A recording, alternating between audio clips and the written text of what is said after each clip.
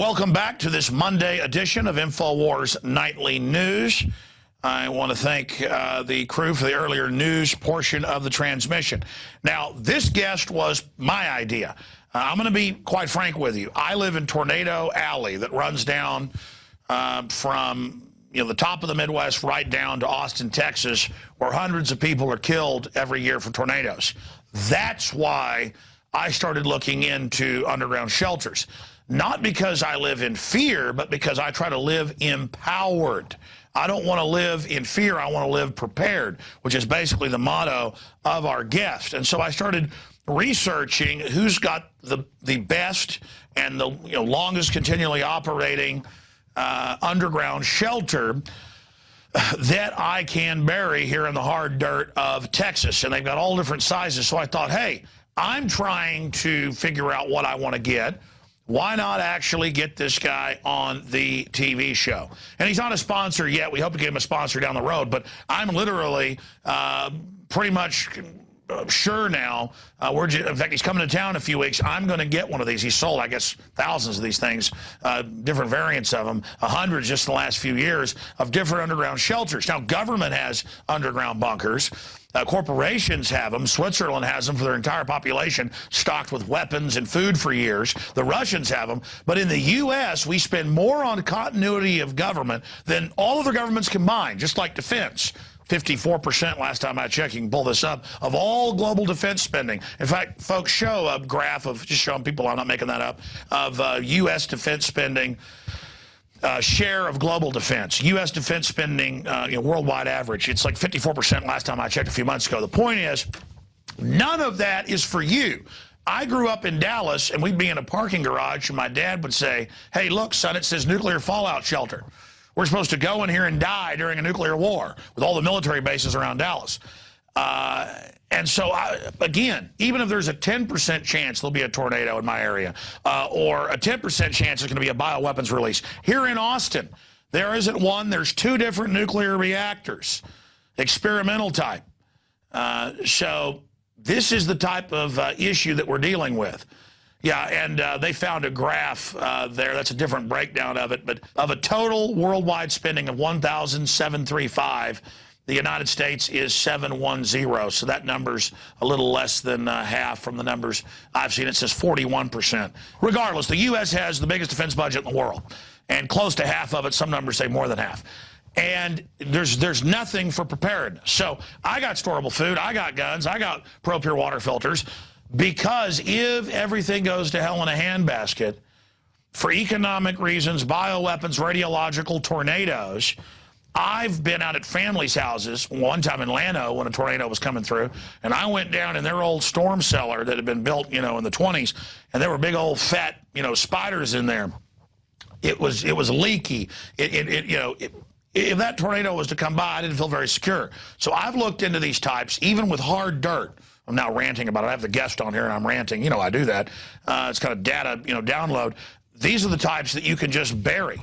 And it's the types that have the escape hatch, all of it. So I thought I would discuss why we believe people should get prepared, and we should talk to the leading guy. He popularized and led the nation. I did a lot of research before I went to this company to create the first steel doors. In fact, you guys have a shot of that, don't you? Or to popularize, the beautiful carved big iron doors that you see on so many houses. We'll show that to you in a moment. You see those on all the fancy houses. And then he got into being the leader in different types of underground shelters. And so he can basically break this down for us today. He's Ron Hubbard of Atlas Shelters, atlassurvivalshelters.com, hubbardirondoors.com. And he's operation based in Los Angeles. He's from Texas, servicing the entire nation, 31 years as a steel fabricator, NOMMA award-winning projects. And he is on with us right now. And we should also add, well, it's a side issue I'll get to a little bit later, that, again, I think this is extremely important. And I'm talking to my wife. She's like, what will the neighbors think? Plus, I live out in the country. But what will the neighbors think when we bury a shelter? Yeah, well, you know what? I don't care what the neighbors think. Okay, I'm sick of when there is tornadoes, we don't have a basement in our farmhouse. I'm tired of going to the bathroom. And what's cool about these shelters is these things are luxurious for a low price. But I'm not getting into a pitch here. He's not a sponsor. I just wanted to basically break all this down of why I think we should be prepared. Government's getting prepared and dug in, buying 1.6 billion bullets now. Why are we kooky when we try to buy a few thousand bullets? Ron, I'm ranting here, buddy. Correct me if I'm wrong on any point, because I move fast. I'm teleprompter free. Tell us about yourself, your company, why you got into this, and the real reason I got you on, buttering you up there, talking about your company. I know you won't talk about clients, but I've talked to Joel Skousen and others, and, expert on safe homes and things. The elites, the rich people, the retired CIA agents, they're the ones getting the bunkers, but buried under their house. They don't even want people knowing they've had bunkers. So I want to talk about some of the intel you've got for us on that front. Well, it's good to be with you, Alex. I appreciate it. You asked how I got into the shelter business. A few years back, some of my friends had concerns about what was going to be coming up in the future, being 2012 and beyond. And the writing was on the wall. And so I started looking around for a shelter for myself, and I went to the few people that there were in the country that were making them. It was pretty much just a hobby for them. There wasn't really anybody established that did it full time, other than government contractors that made multi-million-dollar shelters for the government. So I wanted a shelter that was comfortable, that wouldn't feel claustrophobic. I looked at the few that were out there, the yahoos that made them. They were characters. They didn't have the skills. You felt like you just might as well bury a pipe and crawl in a pipe. And I said, you know what? That's not what I want. I want a shelter that feels like home, that's comfortable, that's livable, that I could spend any amount of time I want to spend in it. I could use it as a hunting cabin for weekends. So I basically designed the shelter that I have today. And then there were features that I saw that I wanted that they didn't exist. One was an escape tunnel. I didn't want one way in and one way out. I wanted one way in and two ways out. I wanted the second way out to be a secret escape tunnel that was basically hidden yards away from my shelter, that I could pop my head up like a gopher. If somebody tried to attack my shelter, I could escape or defend my shelter.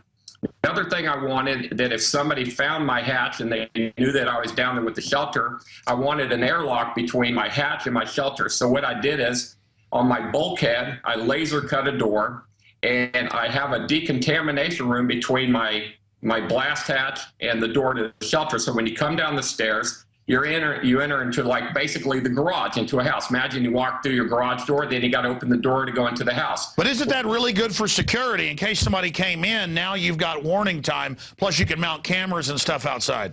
I do got cameras, and if somebody finds my hatch, I close my door. It was laser cut. It's cut to 1/10,000 of an inch. I close it. It should be airtight. So if they drop gasoline, smoke, tear gas, they think they're going to get me out. Well, they've got bad news. What I'm going to do is, first I'm going to go to my VHF radio, which is a shortwave radio that I can call somebody directly. Hopefully I have one of my prepper buddies that would be in the ground. I'd call them to come help me out and get the guys off my hatch, deal with them. Or I'd wait till nightfall, and I would go ahead and release the sand in my escape hatch, prepare to pop my head up at night and defend myself or escape.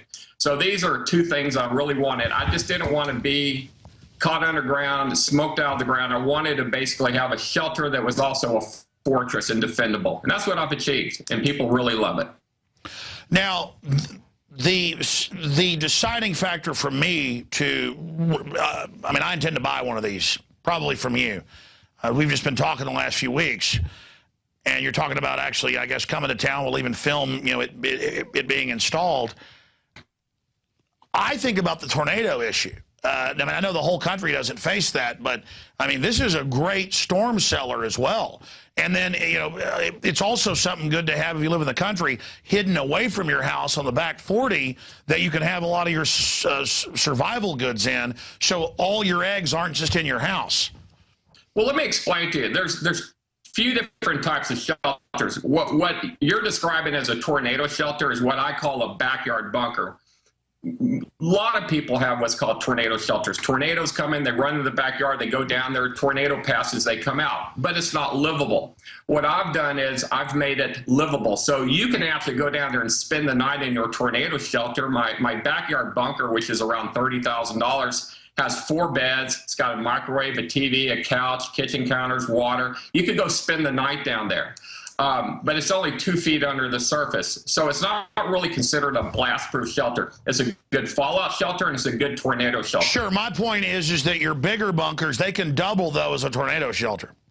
Oh, God, yes. Oh, they're what's called an all-hazard shelter. All-hazard meaning tornadoes, hurricanes, wildfires, nuclear attack, biological attack, chemical attack, civil unrest, whatever. Ron, let me just stop you for a moment and ask you this question. You heard my points about our government has the biggest continuity of government underground bunker program in the world. That's not debated. But then the government acts like we're kooky if we get prepared all these years. But suddenly they're saying we should get prepared. Why do you think they're now telling us to get prepared? Because they're already prepared. Here a year ago, you couldn't even get your hands on the air filtration systems because the government was buying up everything that was on the market. Apparently, they're ready, and they're not buying anything right now. It's apparently people in high places know something that I don't and you don't, because the people that are buying shelters, I don't know if I should say this, but these people are coming to me, and they're wanting shelters, and these are people of power in high positions. And they basically saying they want a shelter for their family because the government's not going to cover their family. And well, you were even breaking down Israel's building a bunch and talking to you about mass producing, because it's obvious World War III type stuff. Most analysts say the Iran thing, if that happens, there's a good chance it could go into conflict with the Russians. Again, there's so many reasons. But look, you're not doing anything to your clients to just in general areas, because other preparedness people like Joel Skousen, who's wrote the best-selling Secure Home book, he won't get into all of it, but he will say, yes, former top FBI, CIA, rich people, they're building entire complexes. They're, as if, they're waiting for some calamity. I don't think it's all the 2012 stuff, but tell us about the type of folks that are coming to you and what you think's going on. Well, I had an astrophysicist come in and get a shelter from me about 6 months ago. And he looked at me and he goes, do you know why you're building all these shelters? And I said, well, why don't you tell me what you think? Now, this was his theory. He says, every 26,300 years, our solar system basically drifts over to the edge of the galaxy. And when that happens, it causes our sun to get off kilter. It's like a little top that spins perfectly. It will get a little wobbly. And that will cause our sun to emit solar flares and radiation. And that's what he honestly believes. He goes, this isn't a myth. This is just science that happens. And then we go back to normal. Now, we did start getting solar flares about 60 days ago. We had 2 solar flare showers. I don't think any power went out. But he honestly believes this is what's going to happen. Now, he says 0 could happen, or 98% of the people on Earth could die from the radiation. His concern was that would 10 foot of soil be enough dirt to protect him from what's coming? Well, I was about to say, someone flying basically gets a chest X-ray above 35,000 feet in a standard daytime flight, because there's something like 10 feet of water in the atmosphere from 35,000 feet down to ground zero, down to sea level. And so the radiation is blocked out by that water, but when you're high altitude, you don't have it. Same thing for having dirt. Now, that reportedly gives you, I guess, some shielding from radiation. 24 inches of dirt will protect you from 99% of gamma radiation. So 10 feet of dirt, which is what I put on my deep shelters, is more than enough. What would you do in Texas? You were telling me that Austin area, I mean, I live outside Austin, is one of the worst areas for that. I mean, what would you do? Just haul in a bunch of dirt and rock, and then what, bury it, and then we put trees and stuff over it and camouflage it? Well, Austin's has got a lot of rock there, so we're going to have to blast if we go deep, if we're going to hit rock where you're at. But it depends on what the land is. If you have the land, let's say you have 500 acres and you like to deer hunt, it's nice to take my shelter, put it out there, and make it a second home or cabin. That's why I finish them out so nice. When you look at them, you don't feel like you're in a shelter, and it doesn't look like a shelter. It looks like a manufactured home just buried underground. You got high ceilings, 10 foot from wall to wall. You've got couches, big screen TVs. You got bunk beds. You got a master bedroom, refrigerator, TV. You got everything that a house has, and then some things. The only difference is this house is bomb-proof, and since it's 10 feet underground, you can maintain your climate control. You get below the thermal break. So if you got the land, I try to promote the people to just make the shelters as nice as possible and use them as a second home and cabin, and then let your kids grow up learning survival skills. Okay, that way, if the shelter doesn't save this generation's life, maybe it will save the next one, the next one. I tell a story that we buy life insurance. Now, how often do you get to play with your life insurance? Well, I've never played with my life insurance, but these shelters are almost like a life insurance policy that you get to touch and play with. They got a 200-year lifespan. It's not very often that you get to enjoy something that will save your life. But I'll tell you what, the people who get the shelters, this becomes their new hobby. You buy a boat, you take it to the lake, you use it. But when you have a shelter, you got a second home and you got some peace of mind that you've got a place that you can retreat to in case of any disaster that comes. So you're prepared. People talk about zombies. You know what? Well, you know who a zombie is? Right now, a zombie is you because you don't have a shelter. The people who have shelters are the ones that are calling everybody else a zombie. So if you don't have a shelter, you're basically a zombie. That's considered you're the Walking Dead. And well, that's why Homeland Security, I'm sure you saw this 2 weeks ago, 3 weeks ago, is putting out ads now saying, get ready for zombie attack. And of course, that's a metaphor for all the welfare folks if society collapses. And that's what I'm really worried about is people ransacking through the countryside, burning and pillaging. How are we going to hide my shelter? I mean, how do you do it? Because I want mine concealed. It is going to be concealed. No one's going to know it's there except you and the out-of-state person that's going to fly in, dig your hole, and put it in the ground in the middle of the night where nobody knows about it. You asked me a question earlier, what am I concerned of? Well, I'm not so concerned about nuclear missiles flying in, although the people in Israel are. I'm more worried about the guy down the street that's not prepared and has got a double-barrel shotgun is going to come knocking on my door wanting to get in and take my food. So that's what I'm more worried about. I'm worried about the infrastructure of the country breaking down, the power going out, and the people that are starving, you know, the walking dead. Coming to try to take what I've prepared for. That's what I'm really worried about. Now, there's a new show, I don't know if we can mention it, but it's called Revolution. It just started the other night on TV, and I started watching it. It's basically a story about when the power goes out in the United States, and the show starts 15 years later, and I've been watching it. Now, yeah, but let me ask you this. Of course, you can talk about whatever you want, bud. There's no, like, rules or scripting like most media. And of course, I should have added that you've done shipping wars, storage wars. You got a big episode of Doomsday Preppers coming out, a big episode of Dakota, the show I've been on, pretty good show overall compared to most mainstream media. Why do you think this is so hot in media right now? Because government's digging in, and then media is hyping the end of energy, the end of power, when the lights go out, revolution. It's everywhere. What's going on? Well, somebody sure thinks something's going to happen. I can tell you that. I just hope nothing happens, but if it does, I'm prepared. But, oh, God, let's just hope nothing does happen. But I was interrupting you about that show, Revolution. Continue.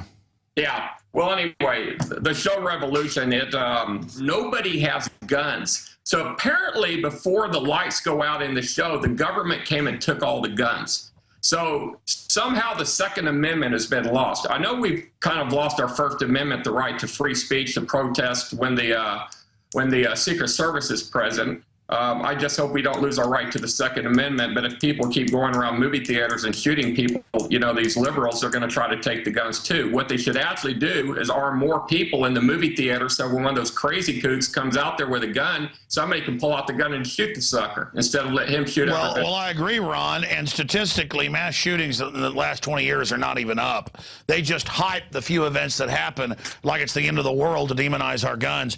Let's continue breaking down how you would conceal one of these, the different types and variants of shelters you've got.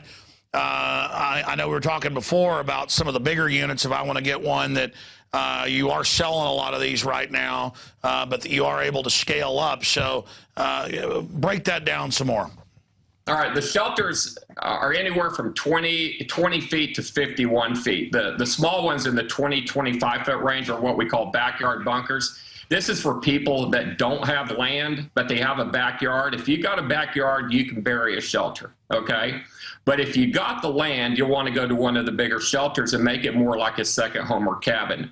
Prices, they can vary anywhere from $35,000 to a backyard bunker that is really a very decorated, glorified tornado shelter, up to $86,000 for my 51-foot model, which is 10-foot diameter, 51-foot long. It's called the Retreat. It has a private master bedroom. It's got a big den. It's got a big fancy fireplace. It's got a dinette table. Just like if you ever been into Denny's and you slid in the table, that's where I got the measurements from. So it's got a dinette in it.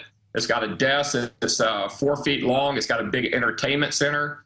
Then you actually got guest quarters that have a door now that closes off. You have 6 bunk beds. Then you got a private bathroom at the end. So when you walk in the shelter, you're like, this is a bomb shelter. This is nicer than most houses I've been in. Well, this is the standard that I build the shelters to. When you walk in one, I wanted it to have the wow factor, and it does. You don't feel like you're in a bomb shelter. You feel like you're in a big RV, and it's, believe it or not, it's fun to be in one. It's not depressing.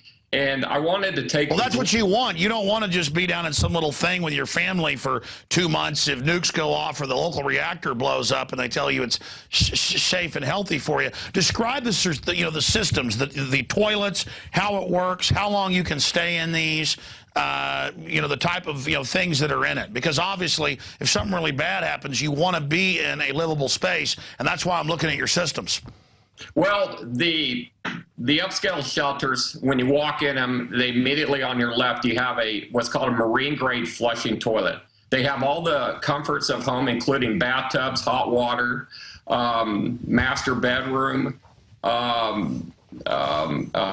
private bunks with storage underneath. And what's really neat about my 10-foot diameter shelters is underneath the floor, which you got 3 feet of storage, you can get 55-gallon drums underneath the floor, so you can get enough food for everybody for up to a year underneath the floor. So you're not living in a square box container with boxes of food and water stored everywhere. You're actually living above ground. All the food is underneath your floor, and you don't feel like you're living in a pantry closet. So this is probably one of the most wonderful things about the shelter, that while you're in there, it's not claustrophobic. It's a lot of room. It's very, very spacious. It's very comfortable, and it's very neat. And if anybody gets on my website at atlassurvivalshelters.com and you take a look at, when you go on the website, click on NBC shelters, and it will bring up 6 categories. Click on where it says corrugated pipe are best. A lot of people get on my website and they don't know how to navigate it, but there's hundreds of pictures of my shelters on the website and how we dig the hole and put them in the ground. Well, I was about to say, before we did the show today, I was trying to go over the site and get photos and things to show people, and it is labyrinth. I mean, that's what keeps leading me to you, because I've been researching this. My wife is like, man, Europe's imploding, all this stuff's going on. Even if it's a small chance, everything goes to hell in a handbasket.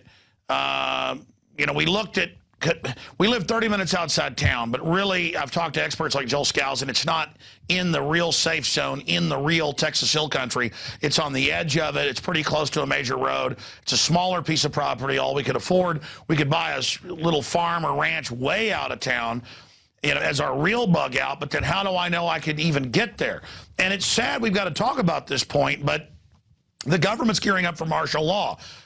What are some of the other people that are buying shelters? I mean, it's obviously not just because of galactic realignments. I mean, it's military reasons. What are some of the government people and corporate people? What are the reasons they're buying these shelters from you? They all have their independent reasons, and if you ask 6 people, I'm going to get 6 opinions. Some people believe it's the collapse of government. Other people believe that when the power goes down, the nuclear reactors are going to explode. Other people believe tariffs are going to come in.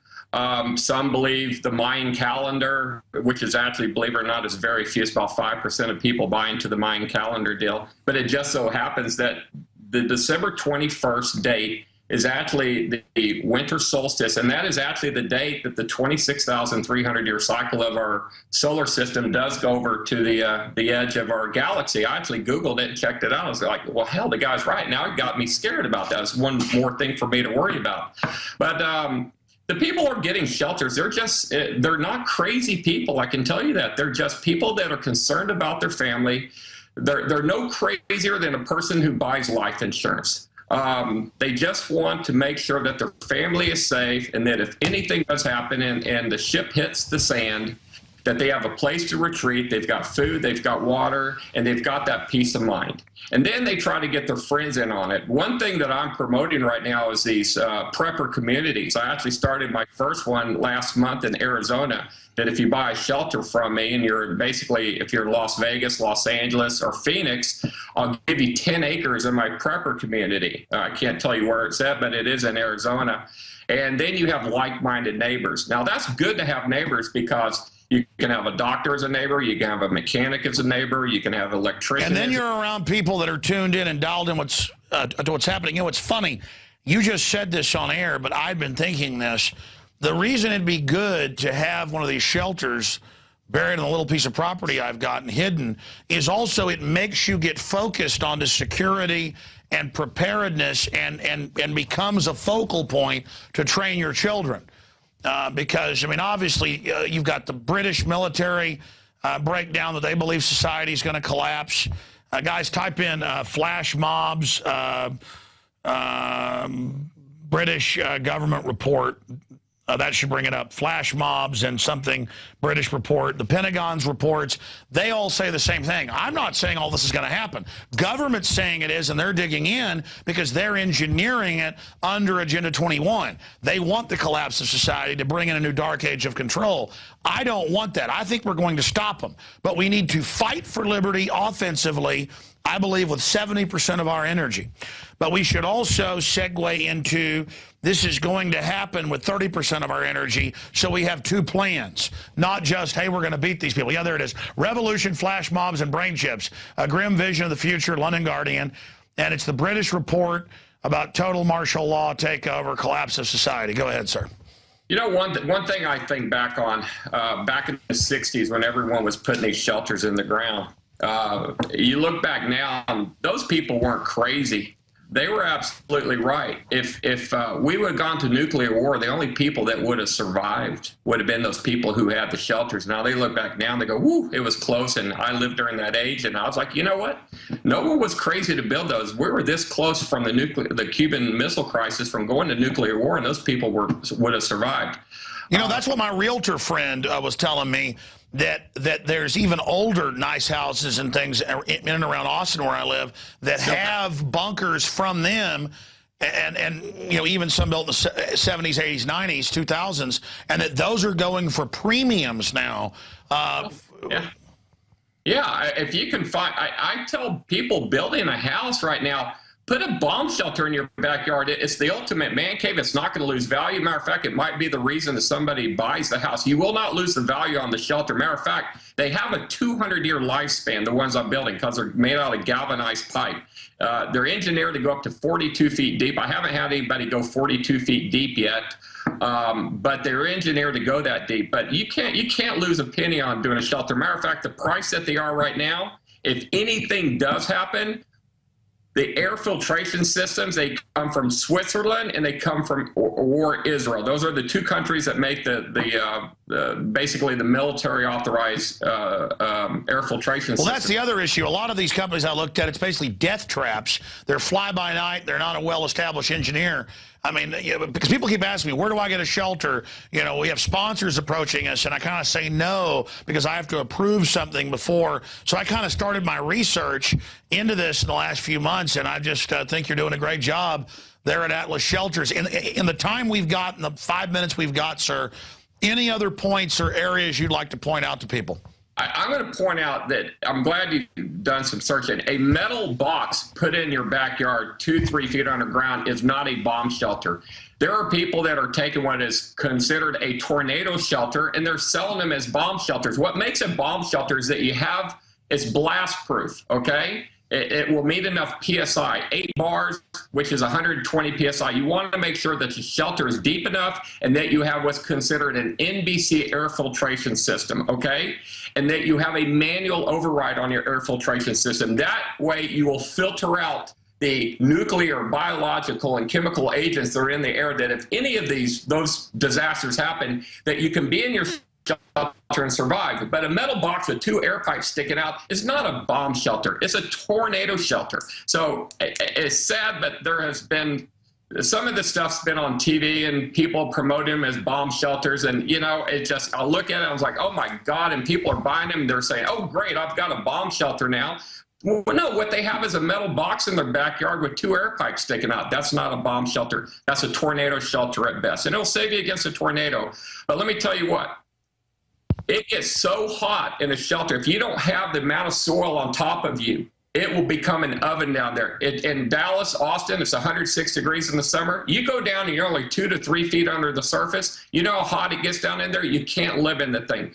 One thing I've learned, deeper is better. Go as deep as you can. And if that's what you were telling me. You're saying I don't, even though it's rock, I'm gonna have to blast, because just piling a bunch of dirt up on it and putting some trees, that'll camouflage it, but then I'm going to burn up in it. So I guess the answer is blast down to what, 15, 20 feet? I typically dig a 21-foot hole. I backfill with 12 inches of 3/4 inch crushed rock to create a leach field for the water out of your faucet. I put in the shelter, which is 10-foot diameter. Then I put 10 foot of soil on top of that. Now that 10 foot of soil will be for your gamma radiation and also to keep the shelter cool. The ultimate temperature you want to achieve in your shelter is 65 degrees, which is your constant temperature that's in a wine cellar. So you want to get to where it's 65 in the summer and it's 65 in the winter. Of course, it will vary because you got radiant heat coming off your bodies and from the TV screen. In the winter, the metal can get cold and can transfer through the steel, but you want to try to achieve constant temperature down there. In most cases, you need to wear a sweater down there because it gets a little chilly. Well, this sounds like a great place to go to play poker. You know what? I mean, you've seen them on the internet. It's probably nicer in your first apartment. Now, I've got some extravagant people that got me building some really big ones, and I'm not saying they're putting in stripper poles and jacuzzis, but I'm not saying they're doing the same thing as well. So I can pretty much do whatever you want. I mean, if you have a luxurious life above ground, I can give you a luxurious life underground as well, if you got the money to do it. But most of my shelters fall within that $30,000 to $80,000 range, plus the shipping and installation. Well, okay, how much for installation if you're going to have to blast? I mean, it's limestone behind my house. Alex, you're getting a big, well, I don't know. Well, I guess you're kind of letting the cat out of the bag, but you're getting a pretty big shelter. Typically, if I hit what's called sandy loam, which is a soft soil that we can dig in with the Cat 325 excavator, we can dig the hole in a day, day and a half, and put in the rock, and we'd be done in 2 days. If they got a blast, you know, it's probably going to run. Where that type of installation with sandy loam runs about $15,000 with the digging, the rock, and a crane coming in to set the bigger shelters. In your case, you're going to probably add $10,000 or $15,000 more if we're going to have to blast our way all the way to the bottom, or we just won't go as deep as 10 foot of topsoil. We may go down to 8. Usually the thermal break is at or below 7 feet. That's when the soil stays a constant temperature. Well, my issue is I'm planning to do this. I want to go all the way and just have it done right. I don't, I'm not going for luxury, but I am going for it to be big enough to get my family in there. You know, just so it's there. I mean, talk about peace of mind. People are always like, get more life insurance. No. I mean, I just want to be secure. My big issue is how do you camouflage the place where the air filtration comes out and stuff like that?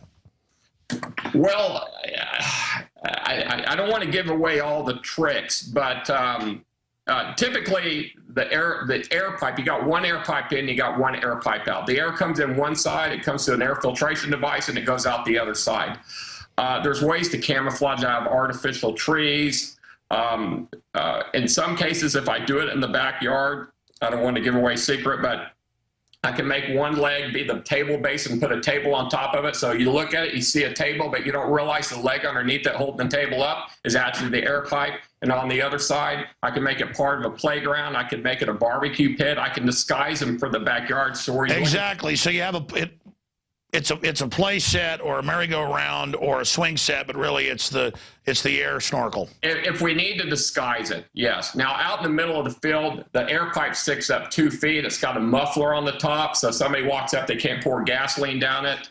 It can't flood out. So if it floods, the water would have to go up above 2 feet. One thing you don't want people to do, if they're thinking about putting a shelter, make sure that they check the 100-year flood stage and that their land is above that, because otherwise you don't want to have a foot of water sitting on top of your shelter. In case you sprout a leak, they could leak inside. The other thing, they want to know where their water table is. You don't want to dig down 10 feet and hit water, okay? You need to find the highest ground where you can dig down 21 feet and it's not going to backfill with water. Otherwise, you may sprout a leak in the side of your shelter, unless you go with a watertight model, which I do have. But most of the ones I do are the galvanized corrugated pipe. And this is what's a neat thing about this. The shelter that I produce most is the only shelter that has been tested with nuclear bombs. Can you believe that? Wow. How did that happen? You're saying, how the hell did you do that? Well, Oak Ridge Laboratories back in 1948 to 52, they were setting off nuclear bombs out in the Arizona desert. So what they did is they buried galvanized corrugated pipe, and they crawl down in the pipe, they set off the bombs, and they come out. So they actually felt what's called the ground slap, that when the bomb goes off and you see the ripple go out, that the actual galvanized corrugated pipe, it would actually flex with the earth. That's what's neat about it. It will handle the earthquakes. It will handle the ground slap from a nuclear bomb. So it's actually the best material, size, and shape to put in ground for a bomb shelter. Now, not many shelters can claim that, but that's actually who invented making the shelters out of the galvanized corrugated pipe. All I did was make them luxurious inside, add a decontamination room, laser cut doors, escape tunnels, and all the comforts of home inside. AtlasSurvivalShelters.com. I'm researching it. I'm getting into it, so I thought I'd have the man, the leading expert on national television, you name it, here to break it down. Ron, thank you so much for the time. I know we have a graphic with your website and the phone number. We should run that one more time here at the end. I know as soon as the show's over, I'll have 10 more questions, but any other points you'd like to make about this? We'll be talking in person when I come in there in 2 weeks. All right, yeah, I look forward to having you in studio for the radio show. Ron, thank you so much for spending time with us, buddy. Thank you, Alex. I appreciate it. All right, I'll say bye to you right after the show. Hold on one moment. Okay, folks, that is it with Ron Hubbard of Atlas Shelters. He was just joining us, AtlasSurvivalShelters.com. And again, the globalists are all digging in, and you see all this survival stuff on TV. I thought, since I've been talking to this guy on the phone for 30 minutes here, an hour there, he's really nice spent all this time. He's got a pretty big company.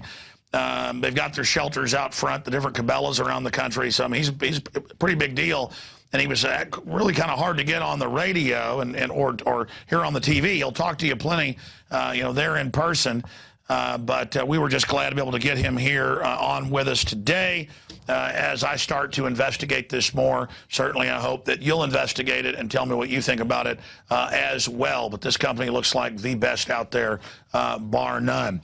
Well, great job of the crew and great job of the folks doing the news portion earlier. That's it for this Monday edition. Lord willing, I will see you back here tomorrow with InfoWars Nightly News and on the syndicated radio show with the Tuesday edition.